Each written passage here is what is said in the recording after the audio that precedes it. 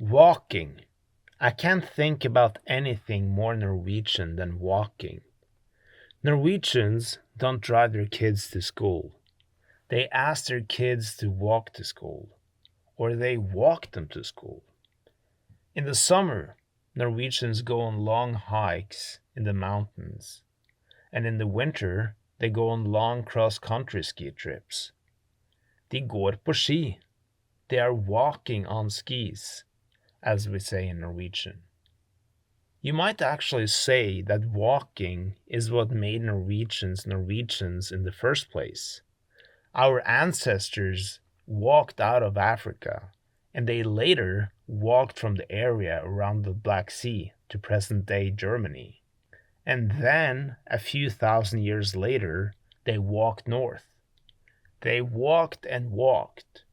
Norway became the land for those willing to walk all the way to the top of the world. It is in the name, Norway, the way north. It is somewhat interesting that the name of the country describes the road to the country rather than the land itself. Almost like the road is more important than the destination. And maybe it is. Norwegians like to be on the move. The Vikings traveled wide and far. They went to Ireland, England, even the Middle East and Africa. And the father of Norwegian emigration, Cleng Peerson, carried on this legacy. He was always on the move, like a drifting cloud or as a ship under sail, as the author Alfred Hauge eloquently put it. He walked tirelessly, and when he found what he was looking for, he kept on walking. This episode is about walking and what happens when you go too far.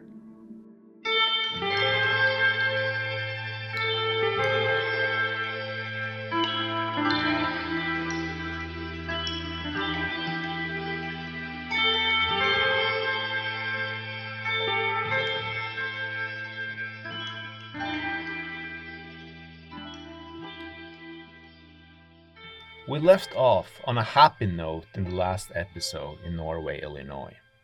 After years of hardship, the sloopers finally found their home. Norway, Illinois became the first permanent Norwegian settlement in the US. But Cleng was never much of a farmer. He was a walker, a wanderer. It didn't take him long before he got somewhat restless and wanted to go somewhere else and start something different. We know that Cleng explored new areas in Missouri in 1837. In 1838, he started a new Norwegian settlement in Shelby County, Missouri. But the settlement didn't last long. I tried to find out why, and it's not easy to find good answers. Some sources say Shelby County was too far south and too remote. That could be true, but it doesn't fully explain it. Many of the same people that settled down there had lived in remote areas before. Some of them also later moved to even more remote places. Another reason I've heard is that Missouri was a slave state. Norwegian, especially the Norwegian sloopers, were strongly against slavery. So this explanation kind of makes sense. But then, why did some of them move to Texas later, which was also a slave state? We don't know. What we do know is this. Most of the settlers left after about 2 years. They moved to Sugar Creek in Lee County, Iowa, a new settlement founded by Cleng, of course. We should mention here that these years marked a turning point in Norwegian immigration to America. In 1836, the emigrant ship Norden and the Norske Klippe left Norway. In 1837, Ægir and Enigheten followed. The America fever was now contagious.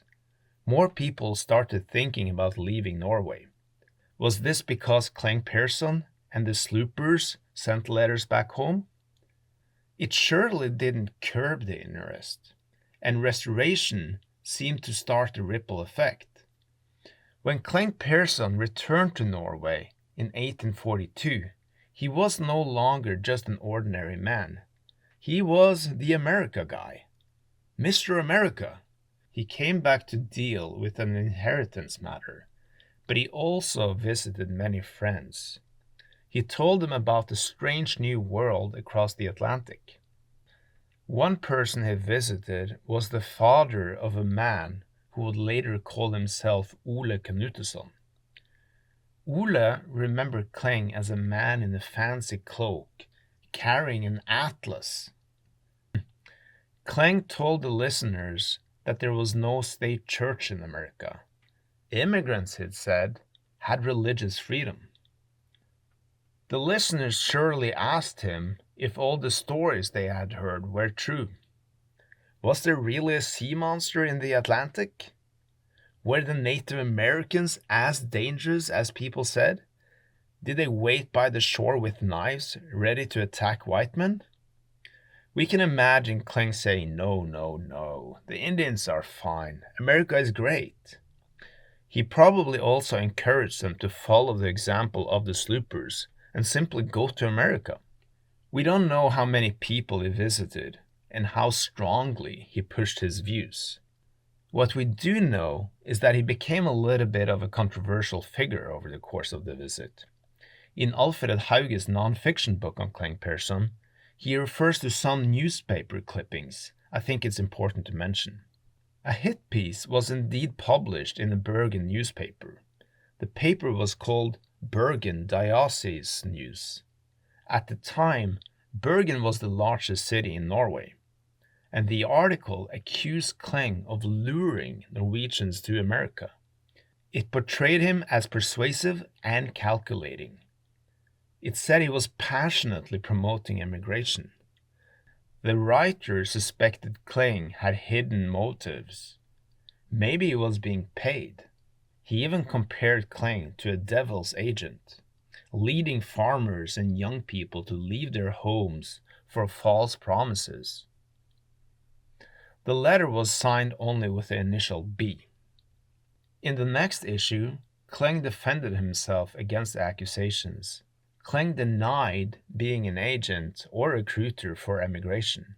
He said he had come to Norway only to visit family and friends, especially his father, who he later learned had died. He said he had not promoted emigration, but when people asked, he shared his good experiences in America. Peerson insisted his visit was personal, not to persuade anyone. This little controversy could be interpreted in many ways, but one thing seems clear. Some people seemed rather uneasy about Cleng and the hope America offered. A few months later, Cleng returned to America on the ship Juno from Bergen. Back in America, we don't know exactly where he went, but it would make sense if he returned to Fox River, where his sister Kari lived. Whether Cleng went back or not, his restless heart and mind seemed already on the move. And it seems like he no longer held the same influence in the Fox River as he once did. After all, his countrymen were no longer as dependent on him as they used to be, back when he was the only one that spoke decent English. Now many of them had kids, and the kids had English as their mother tongue. In other words, Cleng was no longer the go-to person. His constant daydreaming and search for greener pastures, often with little results, may have gotten old on the settlers. Speaking of dreams, Cleng had long hoped to build a large Norwegian commune in America, a place where everyone shared everything and worked together.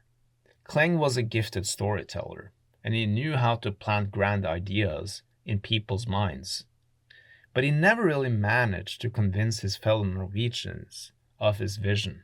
We can only imagine how he pitched it in. "Hey guys, imagine a society that works just like a family," he might have said. Maybe he added, "Everyone gives what they can and they get what they need." Cleng grew up in a time with pretty radical shifts in politics. He was born only a decade after the French Revolution. Ole Canuteson, who knew Cleng well from 1850 until his death in 1865, once wrote, quote, "Cleng was the most outspoken free thinker I've ever known. He had an old Danish book on free thought translated from German, and he was constantly reading it." End of quote. Cleng was also in touch with other communal groups, like the Rappites. The Rappites lived in celibacy and shared everything. They gave up personal property and pleasures to build spiritual utopia. Cleng sent them letters while they were in Kendall, New York. He asked for money, but never got any. Still, they likely exchanged ideas. Many such groups existed in America at the time. One was New Harmony in Indiana, founded in 1825. It followed the socialist idea of Robert Owen, a reformer from Wales. They believed in shared living, free education, and equal rights. They rejected private property. Another group was the Shakers. They practiced celibacy, communal life, and gender equality. Some of these ideas may seem ahead of their time. Others may sound strange, or even dangerous and crazy. But people back then were looking for new ways to live. Let's remember, this was a different time, and you didn't have to be crazy to believe in many of these ideas. After all, many of these ideas hadn't been tested yet. Today, we might know that some of them don't really work, but back then people didn't. No one could point to Soviet Union and say, hey, communism leads to dictatorship. Talking about celibacy wasn't a red flag. It didn't sound cultish yet. In fact, new and bold ideas had also worked recently, so they had reason to believe in new ideas. Democracy was once a radical idea, so was equality and brotherhood. It was a radical idea to say that a country shouldn't have a king or a state church, or to say that the peasant should be able to vote.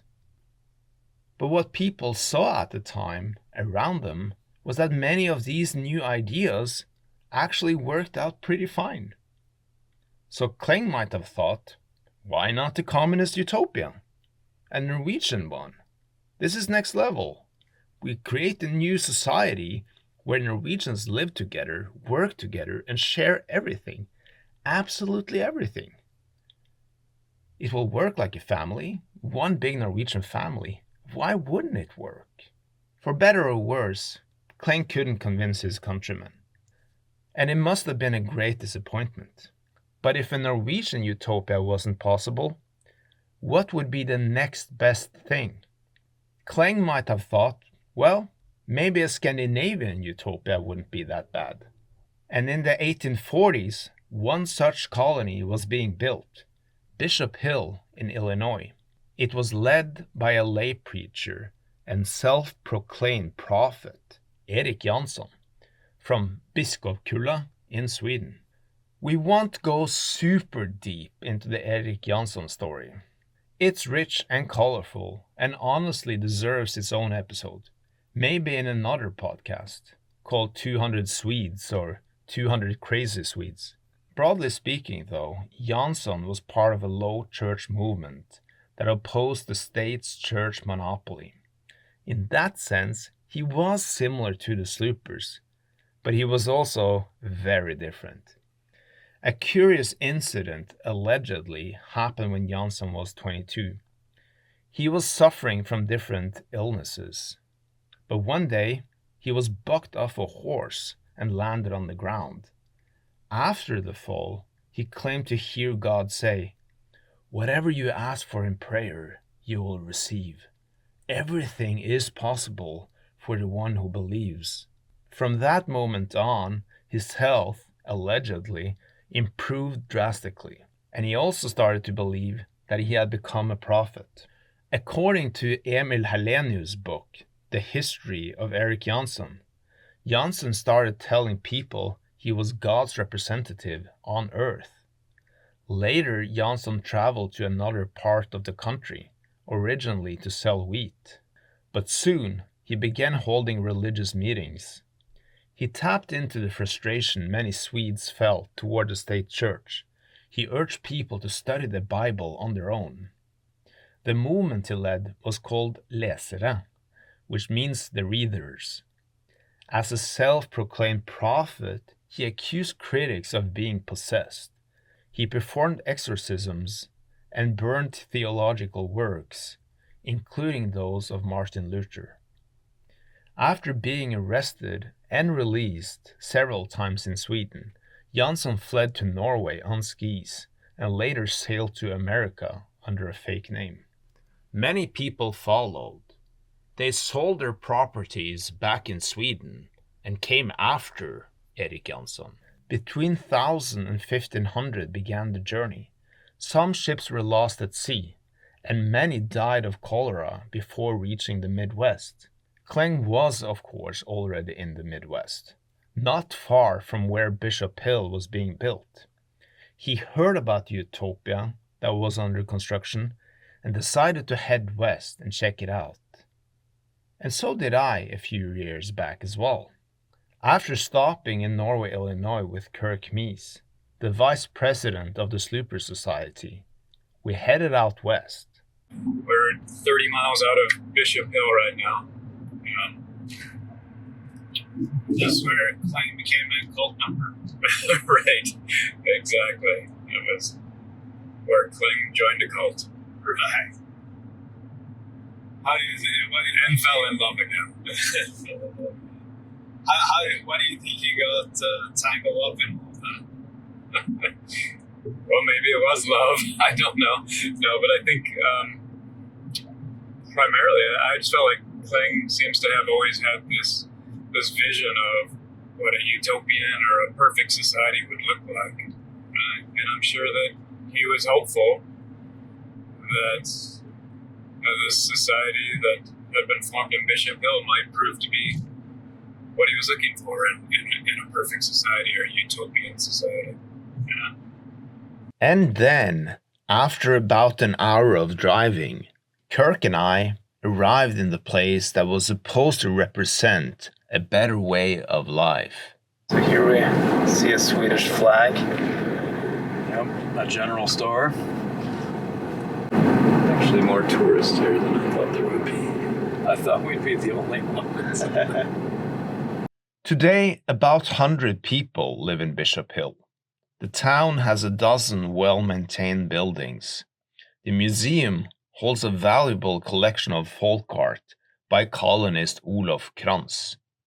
The site became a National Historic Landmark in 1984. One of the main attractions is the Colony Church. Hello. Hello. Welcome to Bishop Hill. Welcome to the Colony Church. Thank you. This was the first of the big buildings built, 1848. The woman you just heard from is of Swedish descent. She was our tour guide. Her name is Marty Ray. She showed us the Colony Church, which also had a living area. It had a long hallway with many small dorm-like rooms. Entire families of 5 and 6 used to live inside those rooms. And that was one of the fancier places you could live at the time. Ray told us that the first settlers had a rather rough start in Bishop Hill. First winter, they got here late in the year. Too late to build suitable housing, too late to plant food crops, which that first winter was pretty devastating. They lived in dugouts in the ravine, 30 people up to 30 people in a dugout, which was not a healthy situation. One sneezed, everybody had it. So if you got to move into a room like this with just your family, this was uptown living. Erik Jansson now called himself a bishop, and the bishop ruled the colony with a strong hand. Beneath him were 4 princes, each with different responsibilities. The main challenge they were up against was the housing situation. Many were still crammed into dugouts, which led to illness and death. The bodies were loaded onto wagons and buried without ceremony. Some of the remaining settlers wanted to leave the colony, but Jansson prevented this from happening. In fact, he had armed guards patrolling the area around the colony at night, making sure that nobody fled. He also forbade the people from contacting doctors outside the colony. And he preached that faith was their only medicine. In other words, those who got sick didn't believe enough. Since food wasn't exactly plentiful, he introduced fasting and forbade the people from having sex. Despite all of this, Marty had a more favorable view on Jansson than I expected. So how is he regarded in Bishop Hill today, Eric Jansson? I think he did a good thing to bring them here and let them worship as they chose instead of what the state churches wanted them. Do you think Bishop Hill was a good place to live? Oh yes. It was total communal living. Nobody had any more than anyone else. Everybody worked towards the common good of all. And that's in the Bible.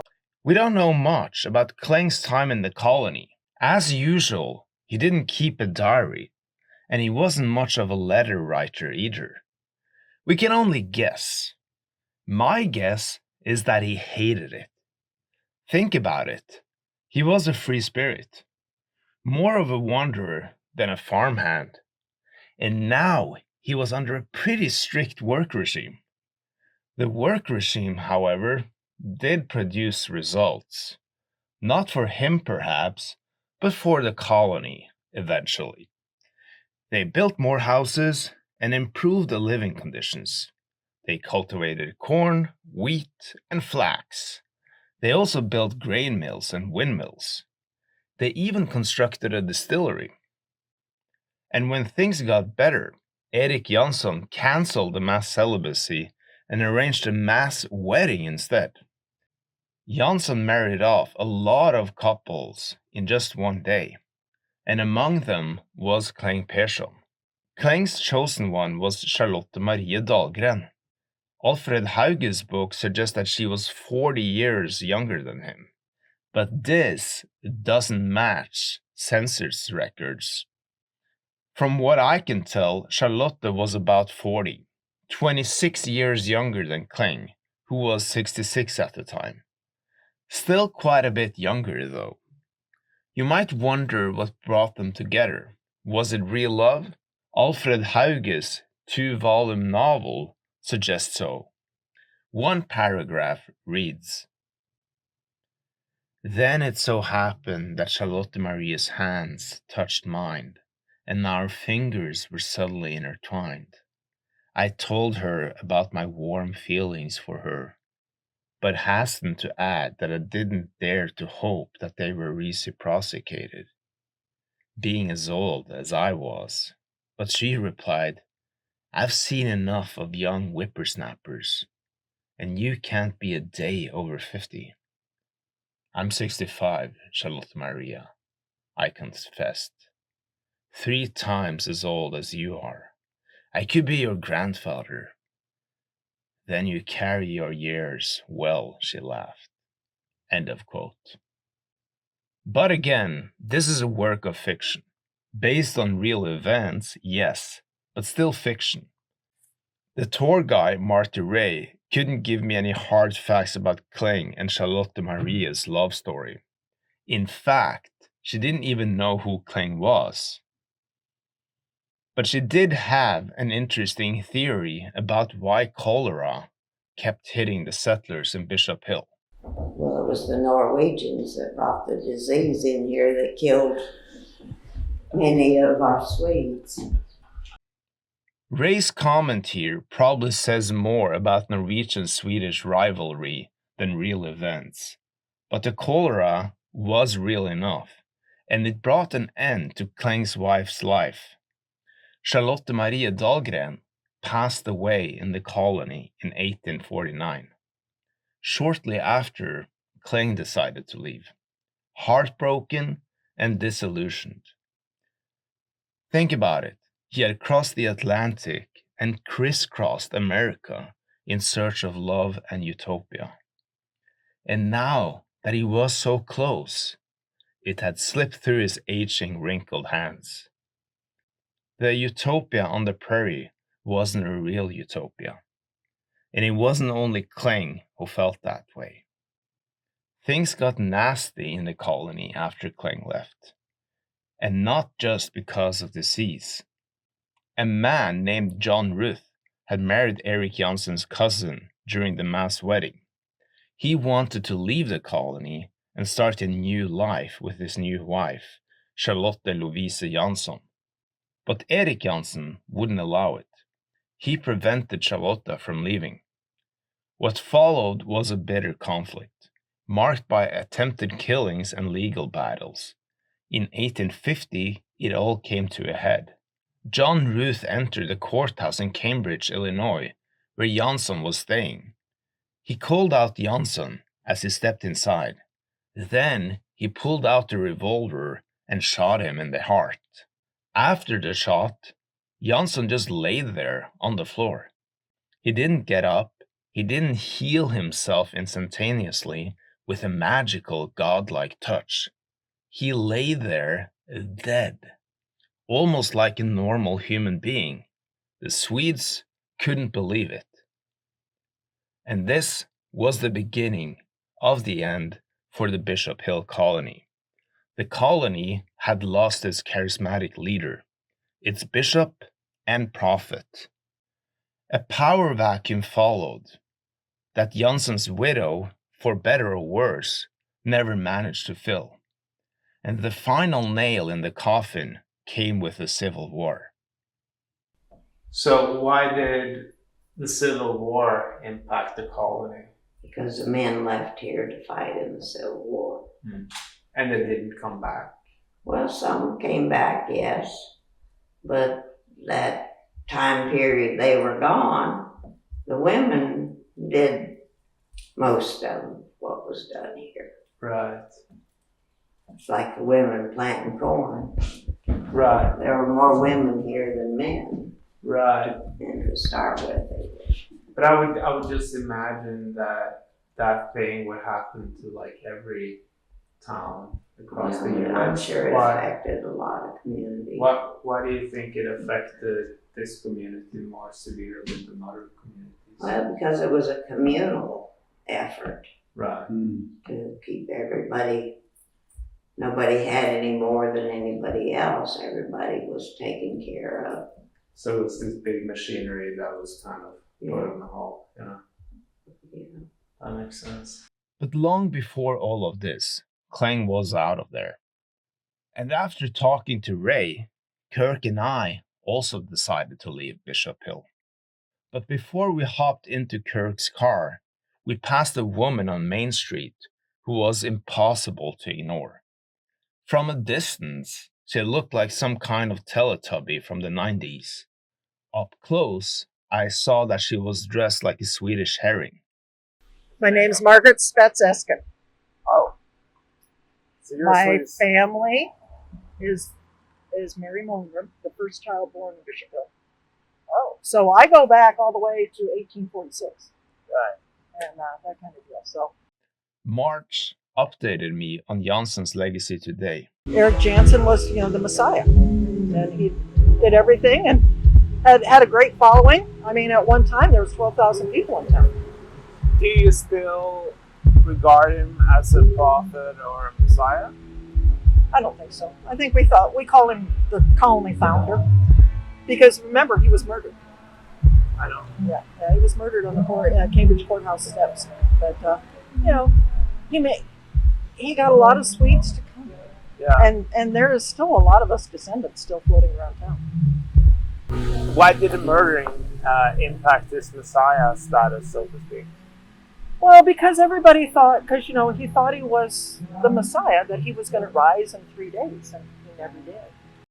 Hitting the road after Bishop Hill, I kept thinking, did Cleng really believe Jansen was a wheat flour Messiah? Or did he just believe so much in communal living that he went along with it? Either way, it is strange to me. Cleng seemed to mistrust authority his entire life. So how could he suddenly be so uncritical? But maybe it isn't that simple. A cult never calls itself a cult, just like a dictator never calls himself a dictator.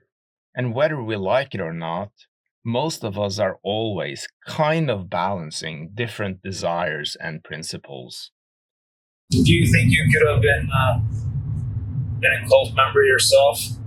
Well, it probably is a little bit embarrassing to admit it, but I think, yeah, I probably could. And I think if we're all honest with ourselves, I think all of us would probably have to answer that question the same way. I think we all, deep inside of who we are and our soul, we recognize that life on this earth is hard, and it's pretty far from perfect, right? And it's not as we were intended to live. And so, yeah, I think all of us, if we're really honest with ourselves, are looking for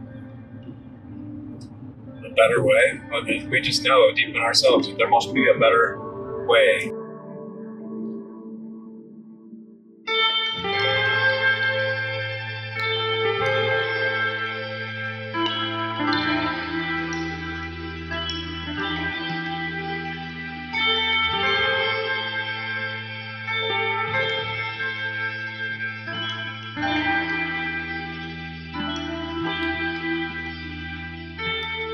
After Bishop Hill, Cleng went back to his countrymen.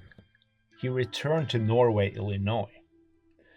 But the Norway, Illinois he came to wasn't the same as he had left behind. His sister, Kari, was no longer there. She had passed away in 1847. Things had changed drastically in Norway, Illinois. There was a cholera outbreak here as well. Back then, people knew little about hygiene. This was before the Hungarian physician Semmelweis' findings on the link between infections and sanitation was common knowledge. And Norwegians were just as clueless as anybody else. They didn't keep feces away from people. They didn't use outhouses. This made the cholera outbreak even worse and decimated the colony. The Fox River settlement had also changed in religion. It now had a strong Mormon influence. The Mormon church was big in Illinois at the time, and they sent out missionaries to places like Norway, Illinois. And many sloopers became Mormons. One slooper, Gudmund Haugås, even became a high priest. Another slooper, Endre Dahl, led a group of Norwegians from Fox River Valley to Salt Lake City. Many likely talked about leaving the colony at this point, and Cleng, as always, was among those curious about exploring new places. But unlike most people, he didn't just talk the talk, he walked the walk, literally. After a brief stop in Wisconsin, he was already on his way to Texas. Why Texas, you might ask? Well, people said that cholera wasn't as bad in warmer places. Land was also cheaper down south, and just as fertile. Norwegians were also living in Texas. And one friend of Cleng, Johannes Nordbø, was already there. They had known each other for a long time, and Nordbø had lived in Texas since 1838. So Cleng started his journey to Texas. Texas was, of course, far, far away. Some said that Cleng walked the entire way, but this is likely only a myth. After all, there was a canal near Fox River, so we can assume that he used different modes of transportation heading south. He probably walked a bit, got on a boat, and then walked some more. Another question is how he was able to feed himself. He surely didn't have a lot of money after Bishop Hill, if any money at all.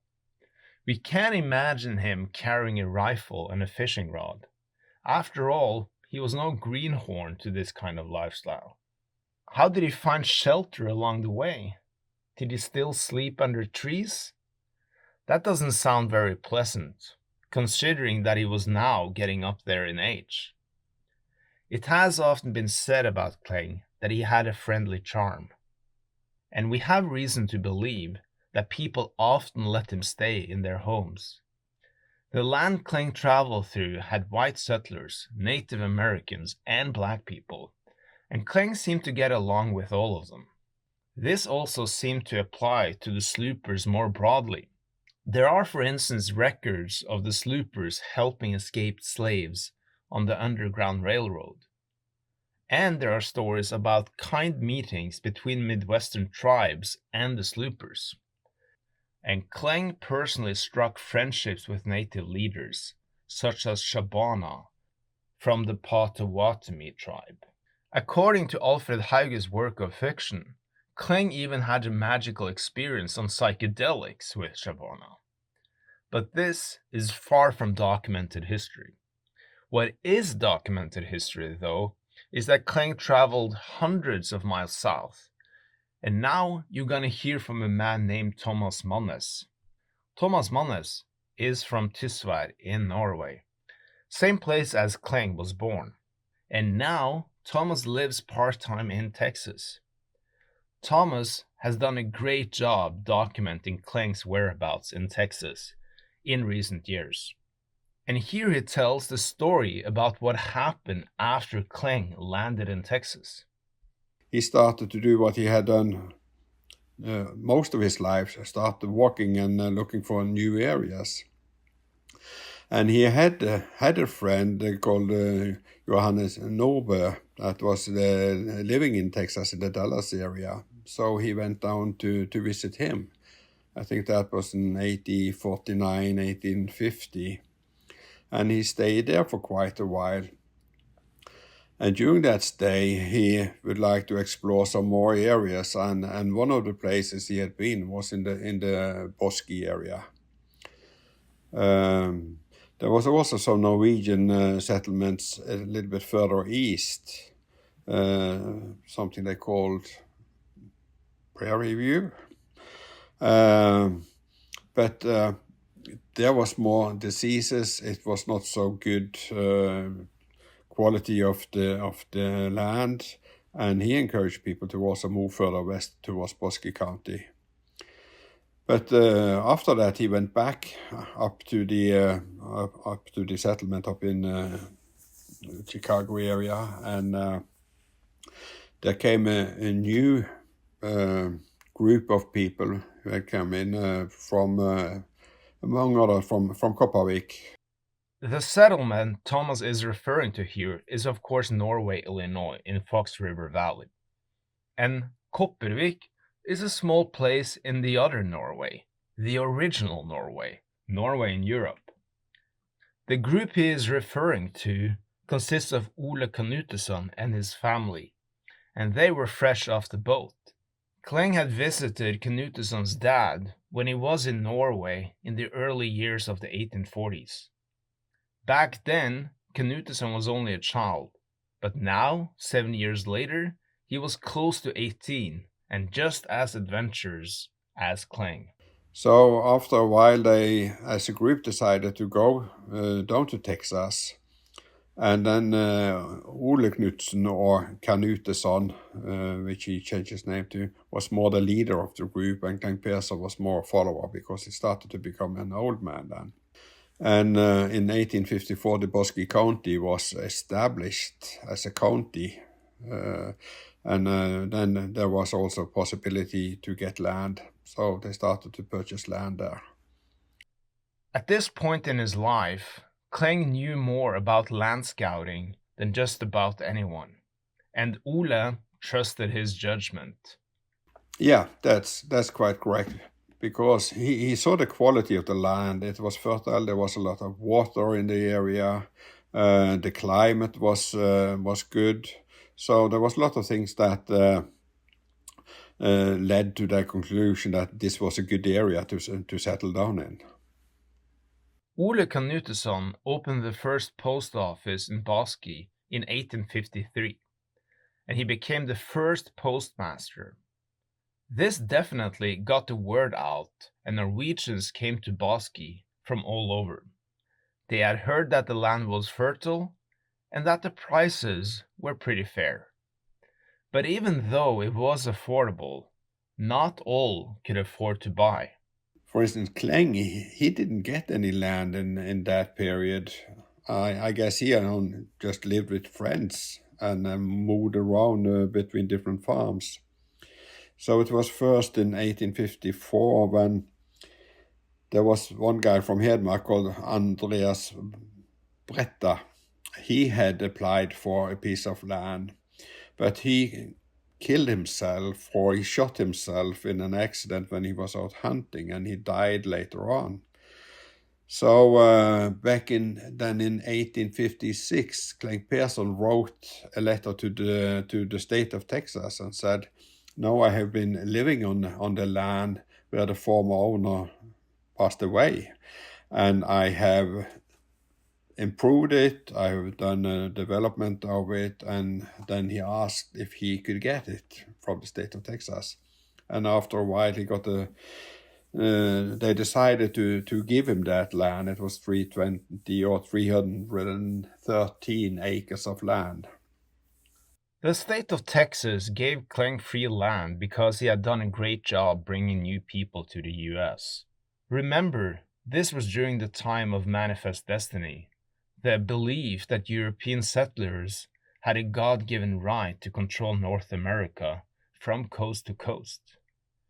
Norwegians weren't English, but they were Lutheran.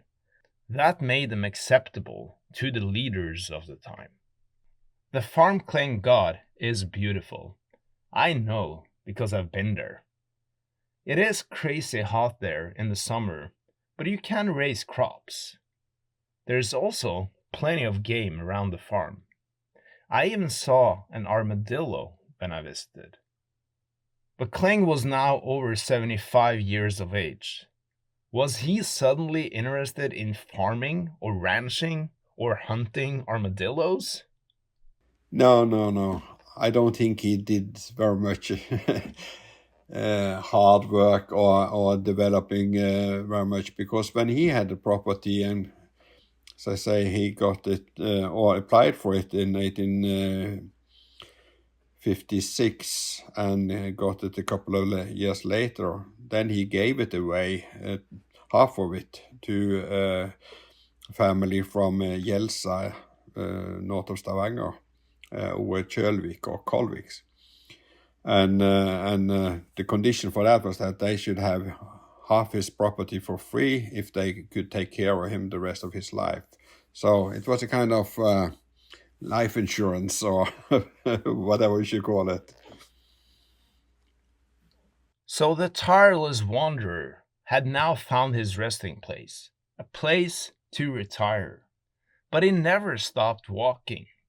He visited friends all over Texas, and everybody welcomed him because they wanted to hear his stories. Stories that were true and kind of true.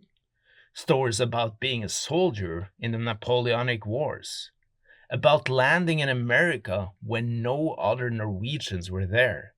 He had stories about the Erie Canal, about the Black North.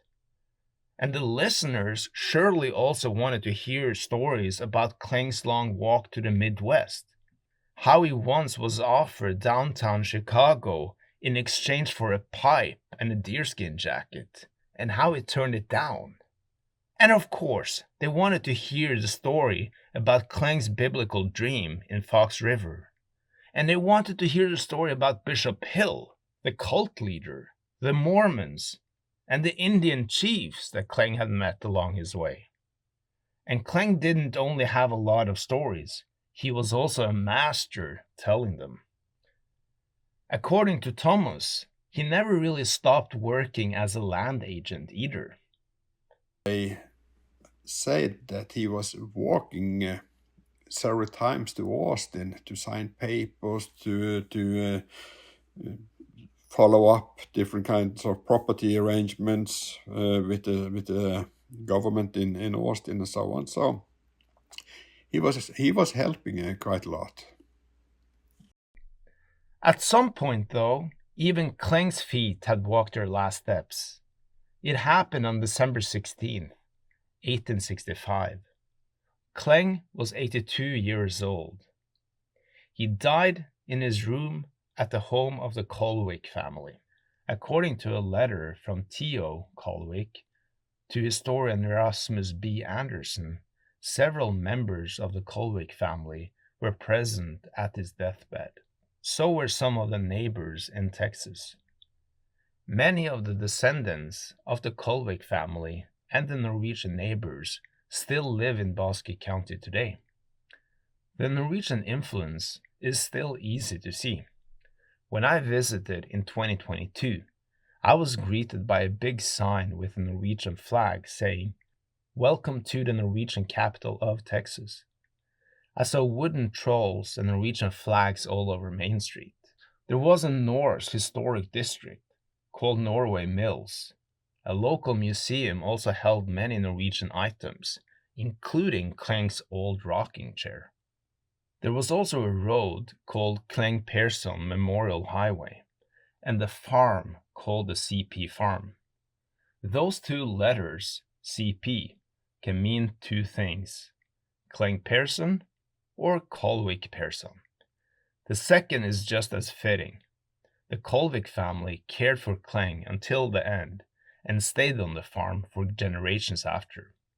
They don't live there anymore though. There are new owners, and I happen to know one of them, and so do you. Remember when I said Thomas lives part-time in Texas? I didn't say where, but he lives on the CP farm. He and his wife Elbjørg bought it about a decade ago, and they are now preserving Cleng Peerson's life and legacy in Texas. The only historical part is the old log cabin, so we have restored that so it's more looking like it originally did. In addition to that, we also have found the old grave site, trying to make something out of that. But we also had a lot of cooperation with the Texas Historical Commission to document everything on the property, the historical significance, so that we have got it listed as a National Historic Property in the United States. Thomas and his wife have also been active in the Bosque community. A few years ago, Thomas helped organize a stage play in Bosque and other places in the US. It was called The Uprooting and was originally written by Thomas' great-grandfather.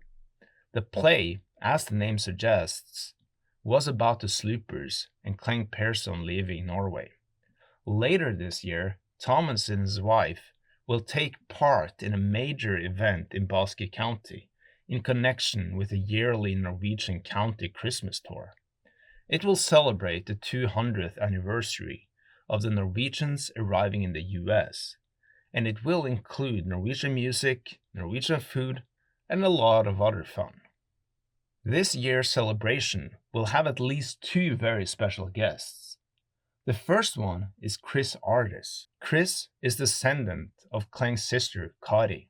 Yes, the same Kari who trusted Cleng with her life and went to America with her family in 1825. Kari survived the fire in Kendal and later passed away in Norway, Illinois in 1847. I connected with Chris after I released the first two episodes. It was both a blessing and a bit of a bummer. A blessing because she knows a lot about her family history and even wrote a thesis on Cleng. But it was also a bummer because I wish I had talked to her earlier. The episode might have turned out a bit different if I were to talk to her. Chris felt I was a bit too hard on her uncle in the first two episodes. I was listening to it and I was seriously like, hey, give him a break as I was listening to it. It's a lot of pressure on Cling, by the way. I'm going to defend my 5 great uncle here because I can't imagine, a lot of the things you were discussing in episode 2, and really this isn't meant to defend him because he's my uncle, he was my uncle, whatever. But for someone to leave their home and their loved ones and everything they've known and to come to another country in itself is so difficult.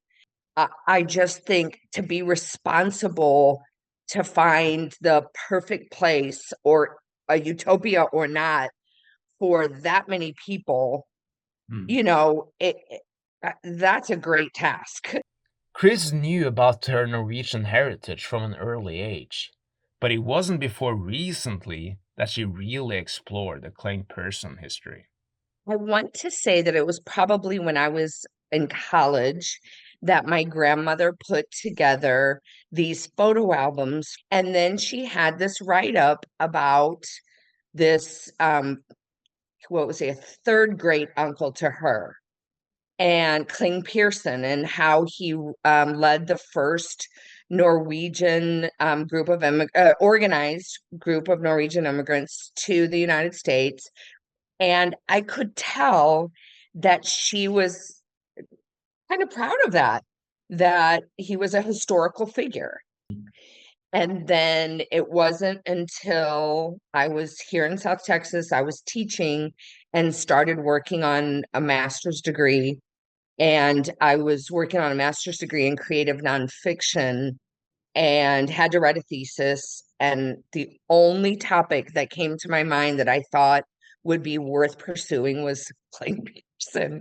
So that's when I embarked on my journey to learn more about him. And basically, I feel like I have done this and continue to do this for my grandmother because she just, and I just wish she were still here that I could share all of it with her. What do you think is the legacy of Cleng Peerson now, 200 years after the sloopers first got to America? Me. No, I'm just kidding.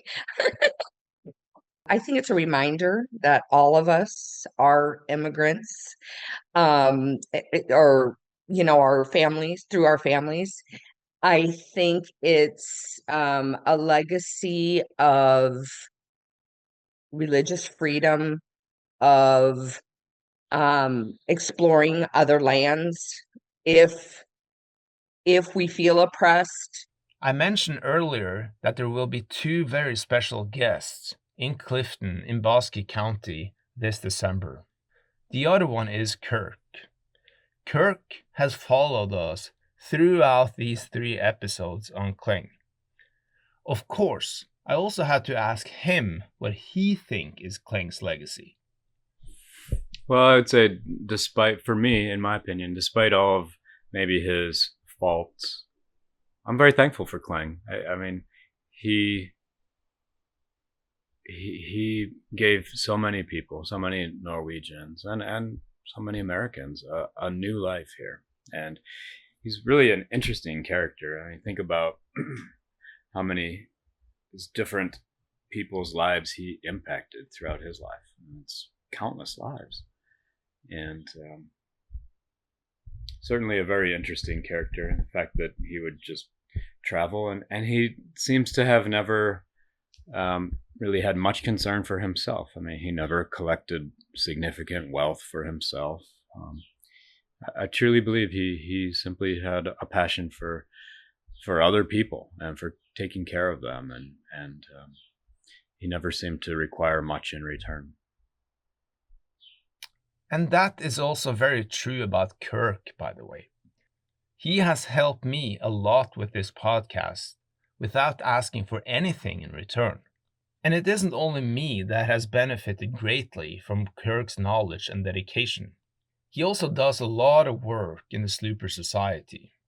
And a part of me wonder why. Why does he do so much to preserve the memory and knowledge on Cleng Peerson and the Sloopers? He hasn't even met these people. And in a few months, he will even try to live like them, as he will be a part of the anniversary voyage of the restoration replica that will land in New York on October 7th. Why? Well, I anticipate it'll be a very emotional experience. I mean, how many people can say that they get to recreate the experience of their ancestors 6 generations ago? And on a ship, a replica of the same ship that they sailed, is just remarkable. So I'm looking forward to that. I think it'll be a very emotional experience. I've actually been writing. I've tried to write a paragraph that kind of summarizes how that might feel and why it's important, because that's something that's I've been thinking a lot about, is why is it important for me to even experience this or even to know anything about my ancestors? And so I've been trying to put that to words. And I actually wrote this a few years ago, but I've been continuing to modify this and to hopefully improve upon it a little bit. So what I've written is why is it important that we understand our ancestors, any of us? And I wrote, deep within our souls lie the precious gifts passed down from our ancestors, gifts that we often take for granted, or worse, even fail to recognize. But only by seeking to truly understand those who came before us, their struggles, their decisions, and the lives that they lived, can we begin to unlock these treasures. Without this understanding, the gifts remain unopened, and we risk never fully knowing ourselves as well. So I think that sums up pretty well why I think it's important that all of us, I think we have this innate desire to know a little bit about those who came before us.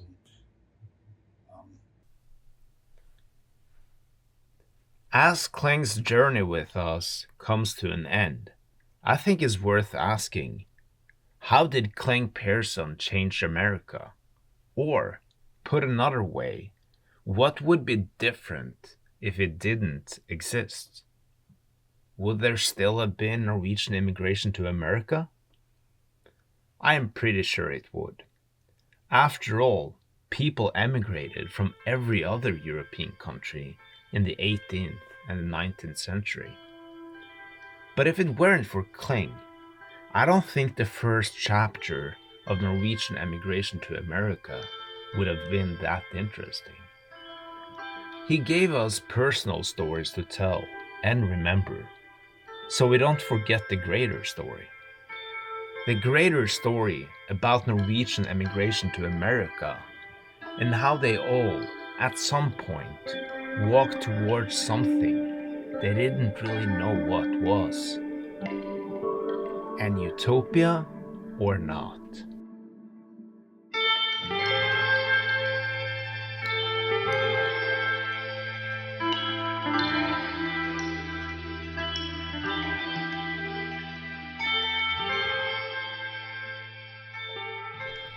My name is Fredrik Kolstveit, and this episode was made in conjunction with Vesterheim Museum and with the support of Norway House Foundation out of San Francisco.